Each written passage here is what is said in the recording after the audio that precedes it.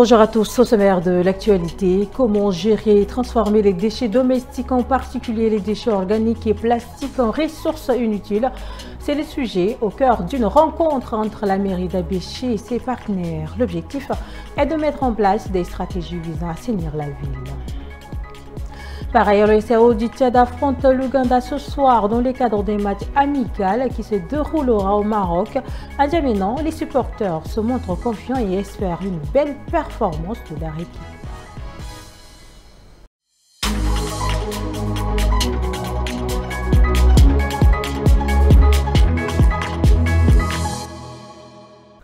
Bienvenue à tous.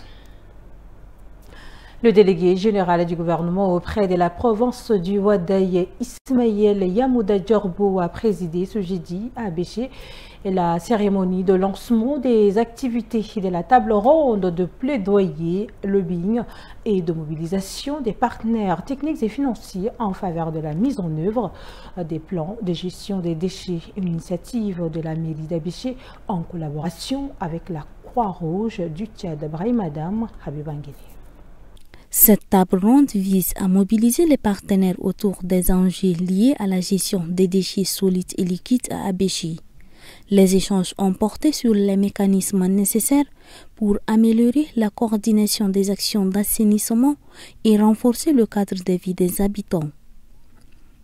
Le président du conseil provincial du Wadaï, Youssouf Mohamed Youssouf, a souligné la nécessité d'intensifier la sensibilisation des populations au tri et à la valorisation des déchets. Le délégué général du gouvernement, Ismaël Yamouda Djorbo, a rappelé que la gestion des déchets dépasse le cadre municipal et nécessite une coordination élargie entre les différents acteurs. Un environnement sain est la base de toutes les prospérités socio-économiques. Les plans de gestion des déchets qui nous sont présentés aujourd'hui ne sont pas de simples vœux pieux. Ils sont le fruit d'un travail technique rigoureux, chiffré et évalué. Ils intègrent l'inclusion sociale, l'insertion professionnelle des jeunes et la lutte contre les effets du changement climatique. Cette table ronde constitue une étape importante dans la dynamique visant un Abéché propre et durable. Les autorités espèrent que les engagements formulés seront suivis d'actions concrètes sur le terrain. En marge d'une rencontre préparatoire à la COP30 prévue au Brésil, le maire de N'Djamena a établi un contact stratégique avec le réseau mondial des villes engagées pour le climat. Le maire de N'Djamena, Senoussi Hassana Abdoulaye, s'est entretenu avec Anne Hidalgo, maire de Paris, et Fatimetou Abdelmalik, maire de Nouakchott, sur la possibilité d'intégrer N'Djamena aux grands réseaux internationaux des villes engagées dans la lutte contre le changement climatique. N'Djamena pourrait bientôt intégrer le réseau mondial des villes engagées pour le climat qui rassemble plus de 13 800 villes et collectivités territoriales à travers 148 pays. C'est le point le plus important de la rencontre préparatoire à la COP30 à Belém entre le maire de N'Djamena, celui de Paris et de Nouakchott, et contact stratégique porteur de grandes perspectives pour la capitale tchadienne. Une rencontre a également eu lieu entre Andy Dicon, co-directeur du Global Covenant of Mayors for Climate and Energy, un réseau mondial regroupant plus de 12 000 villes. Les échanges ont débouché sur un accord de principe pour entamer des discussions dans les prochains jours. Cette démarche pourrait permettre à N'Djamena de rejoindre ce réseau international et de bénéficier d'un appui technique et financier pour la mise en œuvre de ces projets climatiques. Elle s'inscrit dans la dynamique du forum parallèle prévu ce 13 novembre à Belém, intitulé N'Djamena, ville sahélienne résiliente. Les universités du Tchad se retrouvent au cœur d'une nouvelle mobilisation. Réunie en assemblée évaluative, le comité de crise des étudiants a officiellement lancé une grève d'une semaine qui débute ce jeudi. Cette décision a été annoncée le mercredi par le président du comité de crise. Mais qu'est-ce que les étudiants revendiquent encore une fois de plus? La réponse dans ce reportage signé à Bakar Lambert Kingem Karin à Tarane de Garti. Autour de la table, les membres du comité de crise des étudiants tchadiens. Réunis ce matin au campus universitaire de Toukra, ils se mobilisent, évaluent le début de la grève et réfléchissent sur les perspectives en cas de non-satisfaction des points et des revendications. Actuellement, vous savez, les choses sont très précaires. Il n'y a pas les bus, il n'y a pas les restaurations. Et nous ne parlons pas des bibliothèques, nous ne parlons pas des Wi-Fi. Maintenant, comment peut-on faire? Maintenant, quand on parle maintenant sur la question des conditions de vie, nous avons maintenant, tout à l'heure, on vient d'instruire maintenant quelque chose qui est fondamental, qu'on demande la réduction de 50% des frais de réinscription dans les universités publiques pour soulager un peu ces étudiants qui n'ont pas de soutien. Les étudiants, eux, saluent le dynamisme du comité de crise et se disent déterminés pour une satisfaction totale. Ils peuvent aussi revoir le taux de l'inscription, même si c'est un 10 000 qu'on enlève dans 50 000, même là, on va dire Dieu merci. Sinon, les 50 000 là, c'est trop. En tant qu'étudiant, c'est normal pour revendiquer cela aussi. Si on peut se permettre de dire si ce n'est pas la méchanceté ou bien si ce n'est pas pour désencourager les hommes à étudier en accordant la gratuité aux femmes et puis laisser les hommes sur leurs frais d'avoir qui est 50 000 au lieu de réduire un peu aussi pour nous encourager.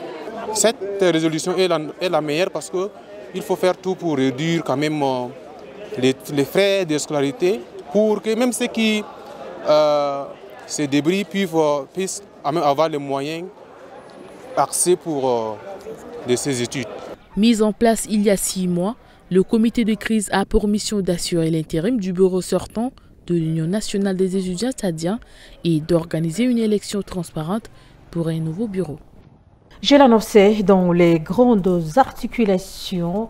Les Sao du Tchad affrontent ce jeudi 14 novembre au Maroc, l'Ouganda, dans le cadre d'un match amical. Mais avant le coup d'envoi de ce match, dans les rues de N'Djamena, les supporters attendent une belle performance de leur équipe face à l'équipe adverse. À 16h, les Sao du Tchad s'opposeront aux grues de l'Ouganda. Un match amical certes, mais crucial pour préparer les grandes échéances de 2026, notamment les qualifications continentales.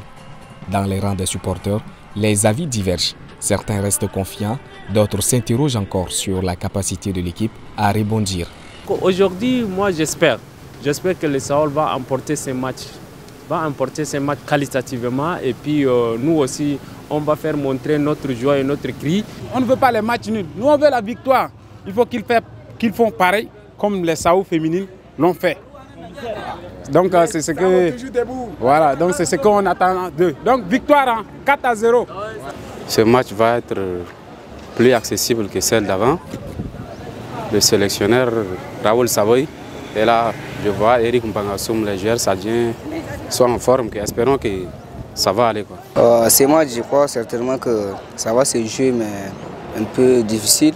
Mais j'ai confiance au Sao. Je sais qu'ils vont nous jouer ce match, ils vont remporter. S'ils ne remportent pas, peut-être ça va être un nul. Mais je compte sur la victoire. Vive les Sao. Lors de leur dernière sortie, face à la Centrafrique, les Sao s'étaient inclinés 3-2. Reste à savoir si les Sao sauront répondre à ces attentes et offrir au public tchadien une performance rassurante avant les défis de l'année 2026. Hors de nos frontières à présent, retrouvons Yekingem Karine pour un tour d'horizon de l'actualité internationale. Le chef de la diplomatie américaine Marco Rubio a appelé le 12 novembre à l'arrêt des livraisons d'armes aux paramilitaires des forces de soutien rapide au Soudan, pays en proie à un conflit qui s'est encore aggravé ces dernières semaines. Évoquant une situation effroyable, le secrétaire d'État américain a estimé que le problème fondamental est que les FSR s'engagent puis ne respectent jamais leur engagement. Marco Rubio a refusé cependant d'évoquer spécifiquement les Émirats arabes unis, un proche partenaire des États-Unis dans le Golfe qui est accusé par les ONG et les experts de l'ONU de soutenir les FSR. Les FSR ont affirmé la semaine dernière soutenir une proposition internationale de trêve humanitaire, mais ont intensifié leur offensive dans la grande région centrale et stratégique du Kordofan. Malgré les réticences américaines, le Conseil de sécurité de l'ONU a prolongé jeudi 13 novembre d'un an le mandat des casques bleus en République centrafricaine. Le Conseil a toutefois évoqué une possible réduction de la mission à l'issue du processus électoral en 2026. La résolution a été adoptée par 14 voix pour et une abstention, celle des États-Unis. Le test étant jusqu'au 15 novembre 2026, la mission de maintien de la paix de l'ONU la MINUSCA déployée en avril 2014 pour tenter de mettre fin à la sanglante guerre civile qui a suivi un coup d'État l'année précédente en Centrafrique contre le président François Bozizé. Le procès de Roger Lumbala se poursuit devant la cour d'assises de Paris. Poursuivi pour crimes de guerre et association de malfaiteurs, l'ancien chef rebelle congolais a récusé ses avocats et refusé de comparaître ce 13 novembre.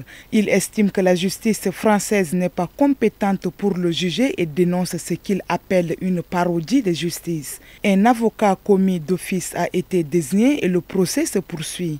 Dans cette affaire, Roger Lumbala a cité plusieurs témoins à décharge. Parmi eux, Jean-Pierre Bemba, aujourd'hui vice-premier ministre en charge des transports en RDC. Mesdames, Messieurs, c'est avec cette page étrangère que nous mettons fin à cette édition. Merci de l'avoir suivi. Cette info, c'est l'information. On continue.